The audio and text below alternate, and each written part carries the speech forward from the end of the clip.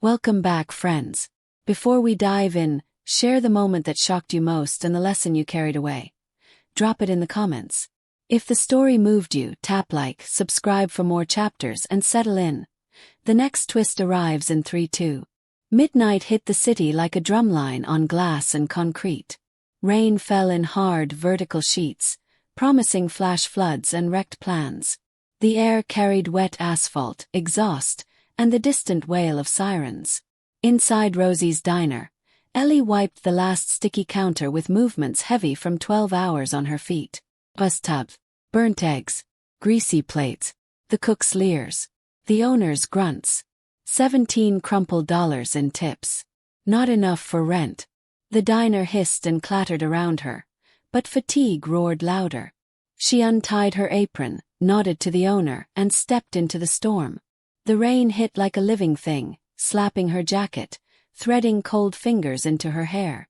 Home was 8 blocks away through wind, flooded sidewalks, and bad thoughts. The studio above the laundromat was noisy and small, but it was hers, maybe not for long. Desperation sped her steps. She cut into a narrow alley that shaved 2 blocks. It always smelled like beer and bad choices, but she needed the time. A bare bulb flickered overhead. Rain slid off rusted fire escapes, dripped from bent gutters, and puddled across cracked concrete as she kept moving. Her shoe caught on something, and she slammed a shoulder into wet brick. Tears sprang up hot. The jacket sleeve tore. She muttered a curse and looked for the trash that tripped her. It wasn't trash. A man lay face down by a graffitied dumpster, half submerged in filthy runoff. He didn't move. Fear cut through the exhaustion. Drunk. Overdosed. Dead. Ellie's cheap flashlight shook in her hand. Its weak cone found dark fabric stretched across broad shoulders. Not rags. Good cloth ruined. Blood spread on the pavement, black against gray. The metallic smell hit. He was bleeding out. Ellie's nursing instincts snapped awake.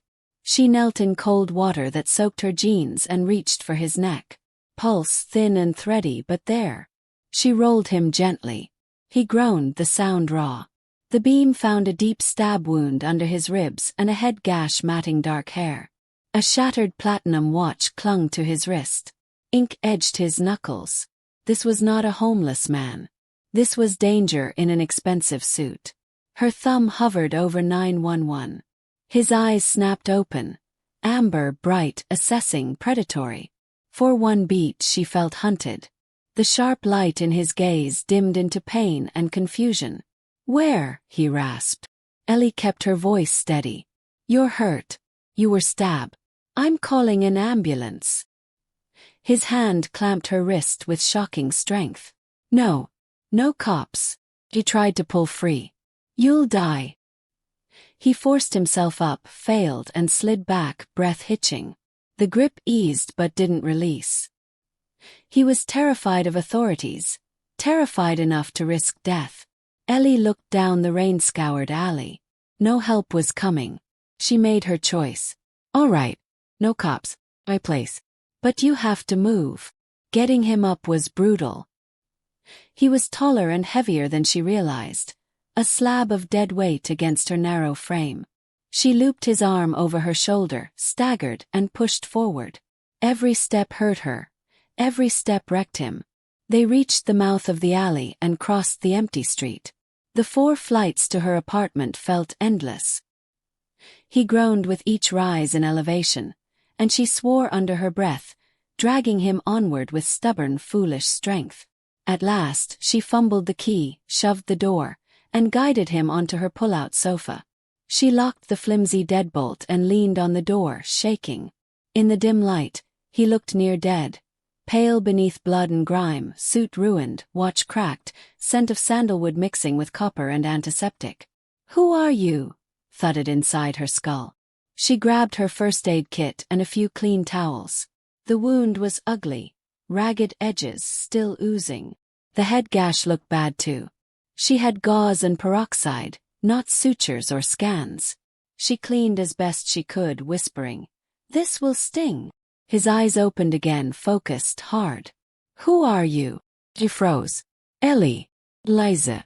I found you behind Il Corvo.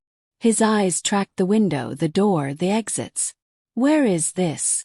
My apartment, she said, keeping it simple. He studied her face, as if weighing motives. Why bring me here? She swallowed. Because you were dying. He made a low sound, not quite disbelief, not gratitude. He scanned his side and exhaled through pain. You're a nurse. She nodded. Then do your job. He reclined and let her work, granting access without trust. She cleaned the stab wound and the temple gash with steady hands. To check his back, she asked him to turn. The tattoo stopped her breath. An obsidian serpent coiled around a black crown across his back. A mark of power and warning. She'd heard whispers, the Grasso crest. The name rolled into place. Dante Grasso, a Shadow King. Fear iced her spine. Still, she cleaned and bandaged with careful, calm motions, anchoring herself in tasks. Do you remember? She asked softly. Flashes, he said. Rain. Brick. Rain. Betrayal. The last word held venom. Do you know who did it? No. Someone I trusted, he answered and closed his eyes. She slipped, saying his name. His eyes snapped open, razor sharp. What did you call me? Panic prickled. I thought I heard it, in the alley. Maybe you said it. He stared, measuring her lies' seams. After a long silence, he looked away. It means nothing. She exhaled. He needed rest, fluids, food. She scrambled eggs and toast, everything she had, and handed him a plate. He ate like a machine refueling. Fast, focused, joyless. She picked at hers, watching tension coil in his shoulders again as he listened past the walls, head tilted. Car, he said. Same watchers. Different vehicle. Ellie edged the curtain and saw a nondescript dark sedan parked down the block. Tinted windows. Quiet. Waiting. He explained in clipped terms. They'd swap vehicles after a compromise. Keep watch, probe, then strike. Fear rose again. What do we do? He scanned options, testing his strength. We wait for an opportunity, he said. Then we move before they react. Safe houses. A few people I might trust. He turned to her. You need to choose. Come with me and you're a target. Forever. Or call the cops and hope. Ellie felt the room tilt with the weight of the choice. She saw the sedan's stillness, the certainty in his posture, and the blood drying on her floor. The old life, rent, shifts, small hopes, was already shattered. Why would I go with you? She asked. He started to turn away. She stopped him. Because you said I can't trust anyone else. He studied her face and gave a single nod. All right. Then listen. He placed her in the kitchen alcove, out of the door's sightline, and took position beside the frame, knife low, breathing steady. Footsteps climbed the stairs. Not rushed. Measured, coordinated. The first kick buckled the door. The second tore the chain. The third sent it swinging. 2 thugs came through, crowbar and scarred knuckles. One spotted Ellie and smiled. He stepped toward her. Dante struck the other first. Knife handle to the jaw, shoulder wrenching out with a snap. He used the broken man as a battering ram to stagger the partner, grabbed the fallen crowbar and smashed a knee. 10 seconds. 2 threats dismantled. Dante stood breathing hard, blood seeping, eyes gone winter cold. Then pain folded him. Memories crashed back. Rain, steel, Antonio's blade, Luca's treachery, a father's cold orders, Ellie's lavender soap, the penthouse, the fire escape, the rooftop. Focus sharpened to a terrible point. He lurched to the wall phone and called a code reserved for disaster. Vincenzo answered without surprise. Protocol Alpha. Extraction. 7 minutes, came the reply. Dante looked out. The sedan still watched. Movement gathered on the street. No time, he said. We're moving now. Fire escape. He told Ellie the plan. She grabbed her jacket, then a crowbar. Leave it, he ordered gently. You'll need your hands. He pushed the window open. Down. Rest. Don't look back. Turn right at the alley's end. My people will find you. She searched his face, then obeyed, climbing onto the slick iron. She disappeared from view. A scrape sounded above. Metal on metal from the roof. An ambush.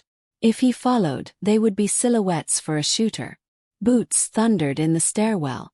Trapped between roof and hall. He chose distraction over retreat.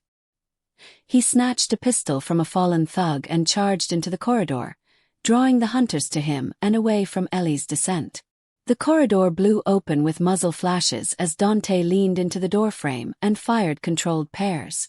The suppressed pistol made soft thuds, but plaster burst in loud, ugly puffs. He wasn't trying to win the hallway. He was trying to steal their attention, to make every eye swing away from the fire escape.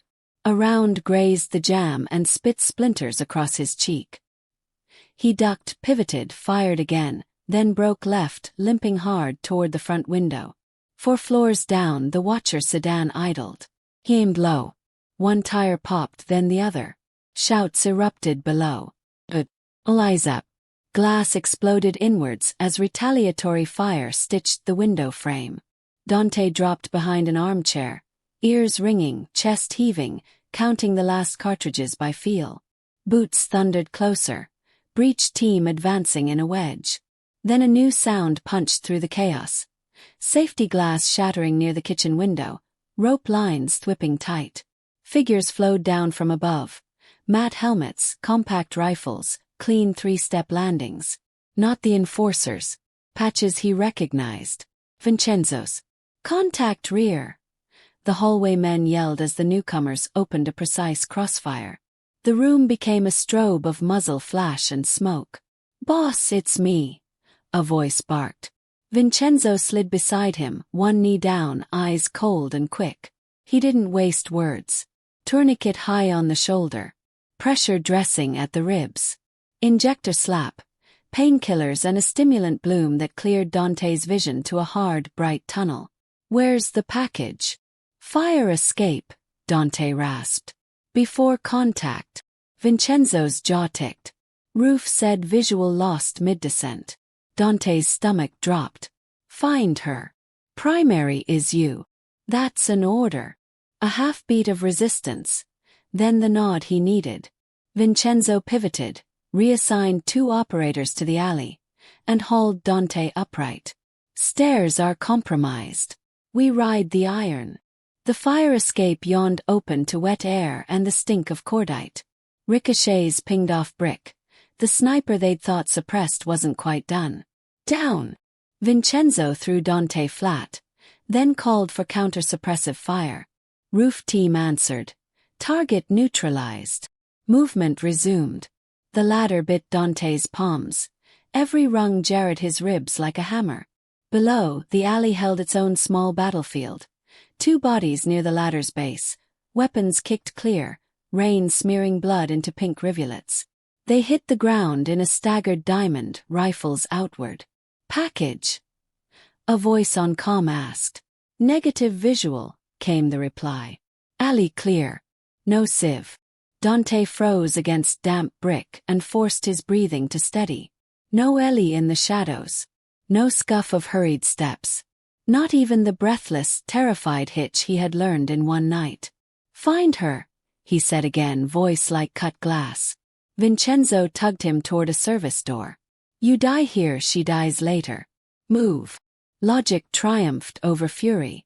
They slipped into a maintenance corridor that smelled of bleach and old steam. Doors closed. Locks thudded. They threaded a warren of narrow tunnels, up a short steel stair, left at a junction, then into an unmarked bay where an armored van idled. The ride became a gray smear of vibration and pain. Sirens receded. Radios hissed. When Dante surfaced again, the van had traded streets for a deeper quiet, thick-walled silence, air cool and filtered. The safe facility was part clinic, part bunker. Poured concrete, clean steel, discreet cameras, anonymous medtechs in plain scrubs. They slid him into a pod, sensors blooming across his chest, analgesia dialing down the worst edges. He slept, woke to white ceilings, slept again. Each time he surfaced, The emptiness beside the pod bit him. Ellie was not there. "Status," he croaked. The nurses only said, "Security will brief you." Marco arrived instead of Vincenzo, silver hair immaculate, expression sober. Marco always looked like a lawyer who remembered the old wars a little too well. "You're stable," he said. "Wounds closed, no infection." "The girl," Dante said. Marco's measured pause told him the answer before the words did. "Unaccounted for." Cameras in a 4-block radius show intermittent outages during the firefight. No capture footage. No body. No contact. The word unaccounted sat like a weight on Dante's sternum. "My father." Marco's mouth thinned. "Consolidating.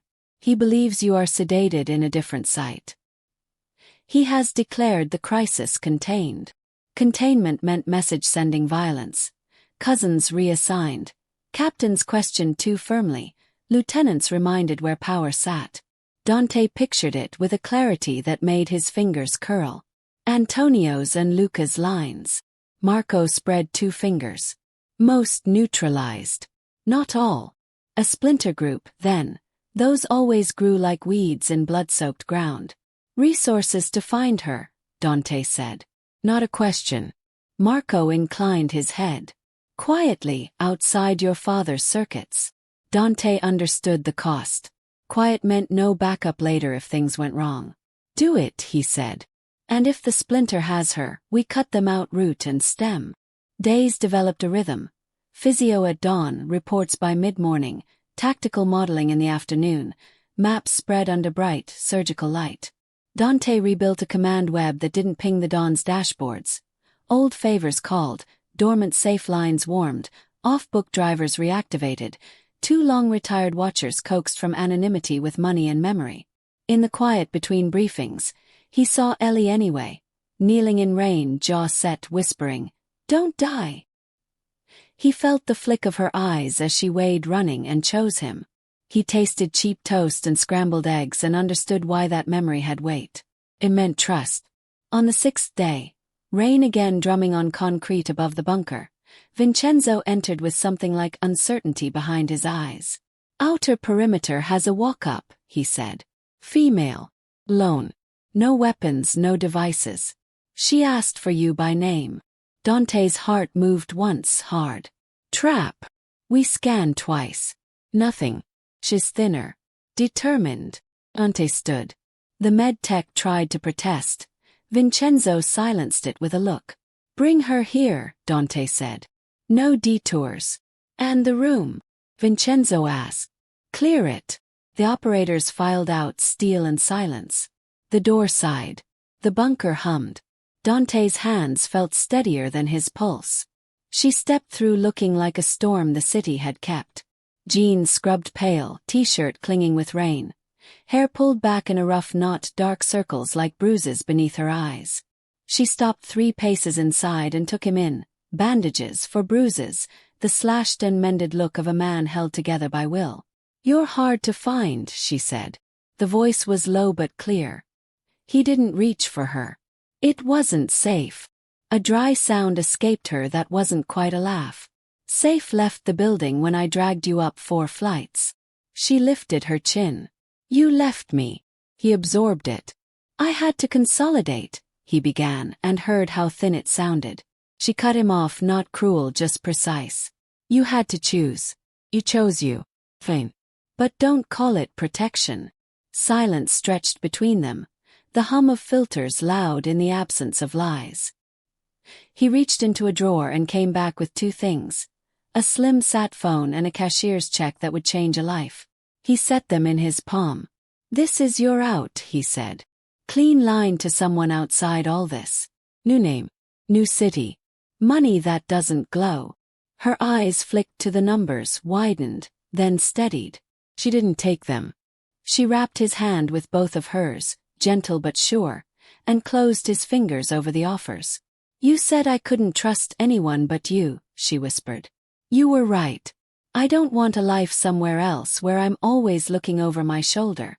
I want to stop looking." She rose on her toes and brushed his mouth with hers. soft, deliberate, a vow more than a demand. He froze for a beat, then something inside him let go. He kissed her back, fierce, breath-breaking. The door hissed again. Vincenzo stepped in and stopped, eyes doing a quick human flick before the professional mask returned. "We intercepted chatter," he said. "Antonio's remnants weren't fully erased. They know you lived. They know about her. They're calling her your weakness." Ellie's fingers tightened in Dante's. He didn't look away from Vincenzo. "Then they don't understand me," he said. "Increase protocols. Layer the perimeter.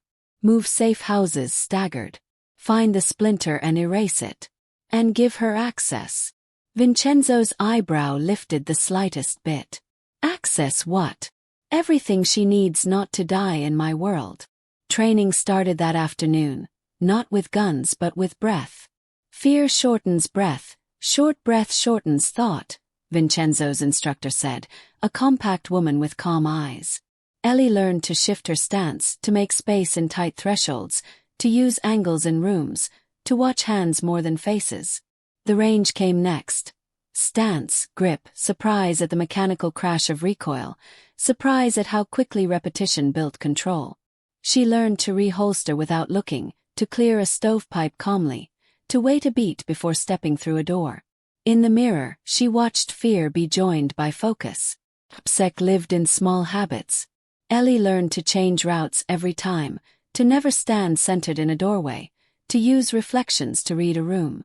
She practiced walking with purpose but not heat, blending into checkout lines and subway cars. A tech fitted her with an alias wallet, transit card, library card, 2 credit lines that wouldn't trip the Dawn's ledgers. She learned to keep her phone in a Faraday sleeve and to speak on air as Sparrow instead of Ellie. When she slept, it was in a rotation of safe rooms. Lavender soap followed her like a flag. The first thread came from a corner bodega's camera. One face from Antonio's crew buying gauze at 3 a.m., hood up, gait favoring the left knee. Vincenzo froze the frame, mapped a route of city lenses, and stitched a path to a shuttered riverside warehouse. "Rossi," Marco said, naming a lieutenant who liked money more than loyalty. The splinter breathed there, maybe. They needed proof before a strike, because moving wrong would light the Dawn's boards. Dante studied blueprints and city permits under clean white light. "We go soft," he decided. "No sirens, no spectacle. We take Rossi, and we take his books." Dante was not fully healed, but he went anyway. He wore charcoal, not black, and traded a pistol for a carbine he could shoulder without tearing stitches. Ellie rode in the command van with 3 screens and a comm operator named Nayla who said little and missed nothing. "Your call sign holds," Nayla told her. "You track hands, not faces. You call abnormal flow." Ellie breathed slow and counted heartbeats, letting the hum of fans and radios become white noise. Outside, rain stitched the river silver. Inside, red dots crawled over a grid that felt like the city's pulse. Insertion was simple. 2 vans, 1 delivery truck, 4 plain sedans parked like workers arriving in shifts. Operators ghosted past a roll-up door and vanished into shadow. Ellie watched in split windows. Front bay, side stair, mezzanine. "Left rail, 2 on smoke," she said. "Hands empty but posture high." Nayla tagged them with soft chimes. "Copy, Sparrow." On the mezzanine feed, a man in a waxed jacket peeled from a wall and limped slightly. "Left knee." "Rossi has a tell," Marco murmured over comms. Dante's voice came back quiet, even. "On me." We cut the head clean.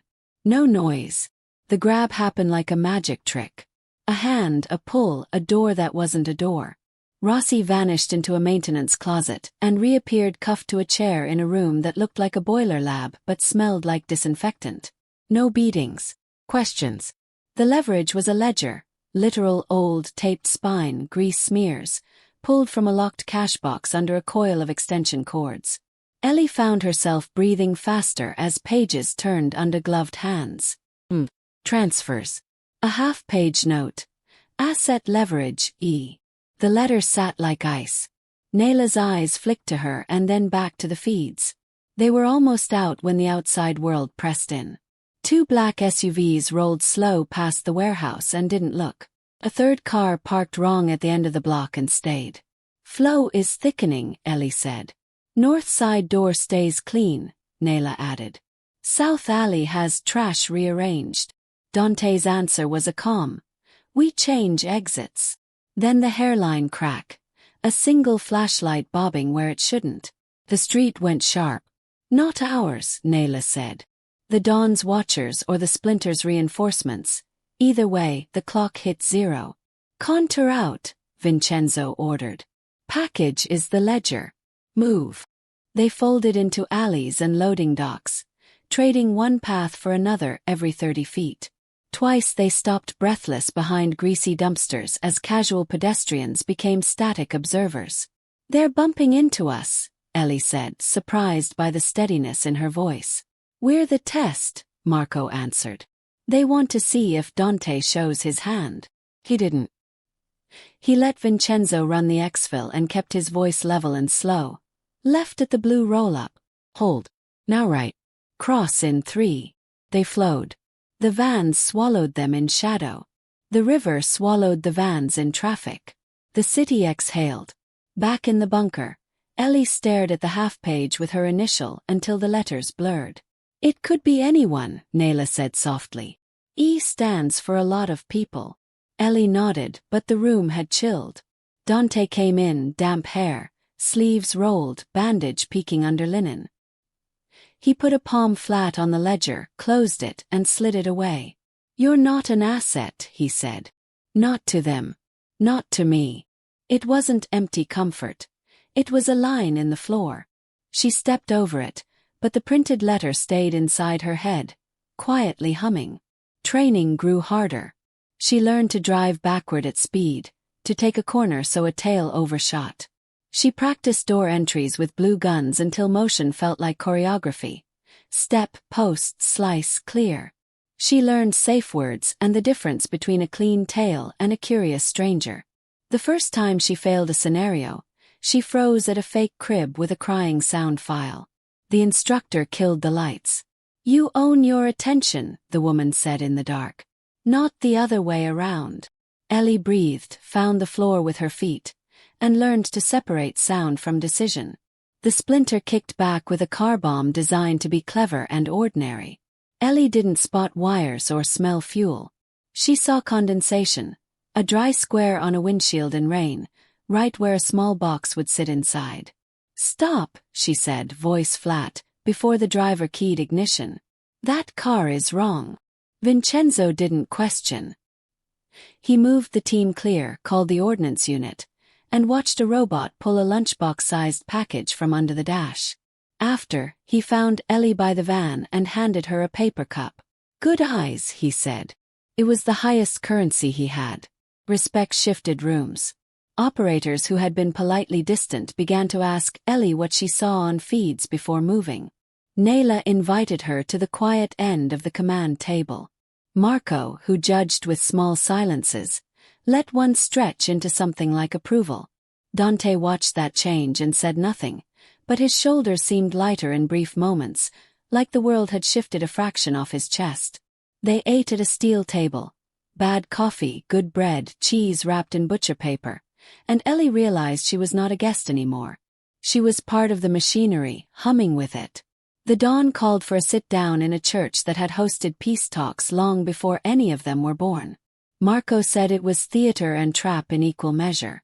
Dante agreed and went anyway, because refusing would start a war by itself. No weapons, the dawn's envoy said. Vincenzo smiled without humor and complied by bringing fewer. Ellie came as staff, plain black dress, hair neat, eyes busy. She carried a folio with nothing dangerous inside except a copy of the ledger page marked, Asset Leverage, E. Theater could play both ways. Fear could too. The church smelled of cold stone and candle wax. The dawn wore a blue suit and a father's expression. My son, he said for the room to hear, and then for Dante alone. You were supposed to be safe. The conversation flowed in calm sentences that hid razors. The dawn called the Splinter a childish mess. Dante called it a symptom. Ellie listened for the smallest sounds, the scrape of a shoe behind a pillar, the breath of a watcher on an upper balcony. She caught a reflection in a brass candlestick, a hand under a jacket where it shouldn't be. She stepped into the aisle and dropped her folio. Papers fanned with soft whumps. Heads turned. The hand under the jacket stilled. Vincenzo's eyes flicked and two men drifted forward as if to tidy. It was enough. Pressure bled out of the moment. The Don saw it all, Ellie's clumsiness, the way the room breathed, the way his own men failed to seize a beat, and his gaze found Ellie. "That is your weakness?" he asked Dante, voice almost gentle. Dante didn't look away. "That is my choice," he said. The old man's smile did not touch his eyes. They left without blood, which counted as victory. In the car, the city smeared past in reflected gold. Dante's hands were loose on his knees, jaw tight. "He will not stop," Marco said. "He will escalate and claim regret. Then we end it with proof, not body counts," Dante replied. Proof meant records, recordings, and names the Council of Families would not ignore. Proof meant moving faster than the dawn, speaking to those who hated chaos more than they loved him. Ellie looked out at the rain and felt, for the first time, the outline of a future that fought back. Evidence lived in a vault under a waterfront customs house the Dawn had used for a decade to bless shipments with legitimacy. Getting it required an ordinary face and an unremarkable presence. Ellie went in as an insurance auditor with a temporary badge Marco's forger cooked overnight. She wore sensible shoes and an expression that scared no one. Inside, she let elevators do the moving and curiosity do the asking. Where do we store claims older than 7 years? Who holds the decryption kit? The answers came because she asked like a person who needed to finish a form. The vault door was a circle of brushed steel with a keypad and a key slot. The key lived in a supervisor's pocket. The pocket lived in a jacket on a chair when its owner went to argue on the phone. Ellie stood at the jacket to borrow a pen, then dropped her ID. Bending to retrieve it, let her thumb a phone photo of the key's bidding, quick and clean, palm hiding the lens. Later that night, a cut key turned with a satisfying notch. Inside, folders waited like sleeping animals. Nayla's whisper filled her ear. "You have 3 minutes." Ellie took what a prosecutor would want. Transfer records that spelled money laundering in plain numbers, routing slips signed by the Dawn's proxies, and a memo authorizing enhanced options for E. She did not think about her name. She thought about weight, volume, and exit. A guard walked by humming. She breathed and smiled with a stack of misfiled papers as if she belonged in failure. In the van, Dante read fast, eyes going hard at the memo. He didn't swear. He nodded once. "This ends now," he said, and the room around him aligned like metal to a magnet. 49 Council Day felt like a thunderstorm rolled into a boardroom, hungering for flash, promising damage. The families came in skins of respectability, lawyers in tow, priests near doors. The Dawn opened with wounded patience. Dante answered with documents, presented quietly, chronologically, names and numbers crossing the room like bridges that could hold weight. When the Dawn tried to dismiss the ledger as fabrication, Marco introduced an accountant with a conscience and a fear of prison. The man's voice shook, but the math did not. Across the table, old eyes measured risk as if tasting it. 52 members called for a recess. Others asked to hold the books. Someone mentioned a vote. The Dawn smiled like a man comfortable with votes he designed. Then a phone chimed. Then another. The files had landed with the press. Not the details that would start a war, but enough to spoil the air. Power hated daylight when it wasn't invited. "Who did that?" Marco asked, too soft to be a question. "Insurance," Dante said. "Chaos is cheaper than blood." The Dawn's face smoothed to nothing. For the first time, Ellie saw him look small inside his own legend. 51 deposition, not bullets, did the real work. The council requested. The Dawn step aside while an inquiry ran. It was exile with handcuffs made of etiquette. Splinters shrank away from a center that no longer promised certainty. Dante declined the chair and proposed a board of 3 to mind the balance sheet while the city cooled. The room grudgingly approved because it let everyone keep their stories. After, in the corridor, Ellie felt the adrenaline leave and the tremor enter. Dante took her hand briefly. Not possession, not performance, just a steadying touch that said, "You did this." "We did." 52. They lasted an hour at the bunker before Dante drove her to Rosie's. Rain had washed the neon into watercolor, and the owner's radio hummed sports in the corner. Barely glanced up until he saw Dante and went pale. Then he saw Ellie and managed a gruff, "You still owe me a shift." She smiled for the first time that day. Put it on his tab. Dante left cash in a neat stack and didn't ask for thanks. Over pie and coffee, Ellie breathed steam and memory. The place smelled the same. Onions, burnt edges, the comfort of ordinary noise. 53. She didn't go back to her old apartment. She chose a new safe flat 4 floors up in a building with a doorman who read mystery novels at night. She painted one wall the color of rainwater and set a sprig of lavender on the sill because some things should carry through. A small gun safe lived in the closet next to a shoebox of letters she would never mail. Dante visited late, never unannounced. Always with a bag of groceries like he had learned that provision counted. He cooked clumsy eggs that tasted like the first real morning since the alley. 54. Work did not stop because a chair moved. The splinter still bared teeth at night. Ellie sat on a stool in the command room with a headset and learned to negotiate in tight windows. She talked a panicked courier out of bolting by promising water and a phone call that was real. She monitored a block's cameras during a cash exchange and called the moment 2 passers-by started to orbit wrong. In those hours, Dante's voice in her ear was a metronome, counting time, not dictating moves. He had learned to let her see and say before he decided. 55. The last hard push came at the docks where the splinter had hoarded cash and men. The team went in at dawn to avoid neighbors. Ellie rode in the Overwatch van and called positions like numbers on a string. When a forklift started toward a thin line of civilians, a cook, a janitor, a young woman in a stained hoodie, Ellie's voice went sharp. Block 2, eyes on left. Civilians. We're out. Do not channel them into fire. Operators shifted. The forklift stopped. A man threw a gun and raised his hands. Not everything needed to be broken for the day to be won. 56. There were still aches. Court dates for people who would turn state's evidence, families angry at men who would not come home, a city tired of sirens and suddenly hungry for quiet.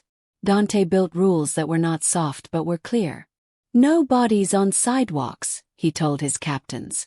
No fear for people who have nothing to do with us.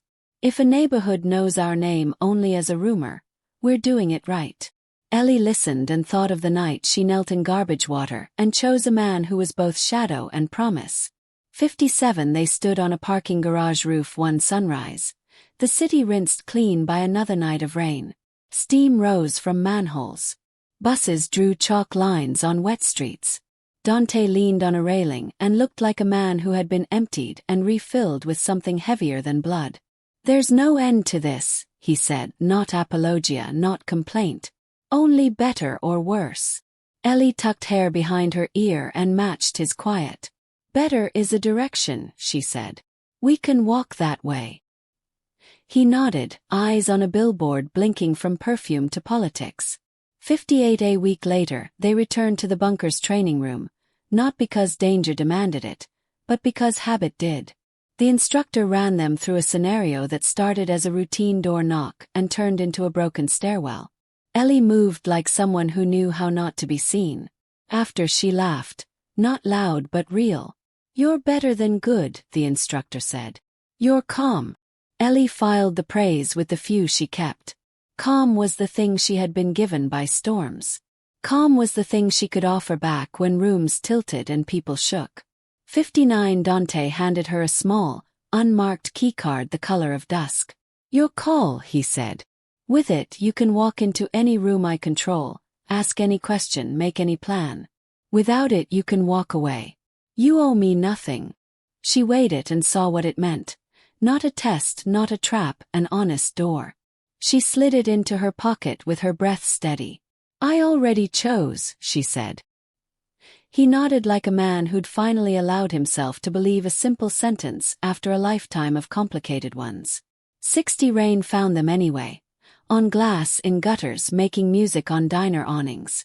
In a quiet evening, in a flat with lavender on the sill and 2 coffee cups cooling, Ellie touched the scar near Dante's temple and felt the hum of a city that would never fully sleep. Sirens wailed somewhere, but softer. The serpent on his back was ink and history, not destiny. Outside, a camera on a distant pole blinked red and then dark, unnoticed. Inside, they stood in a room that did not promise safety, only choice. It was enough for now. And the storm kept time. Now if you enjoyed this story, please like, comment and share this video with your friends. Subscribe and turn on the notification bell so you never miss stories like this.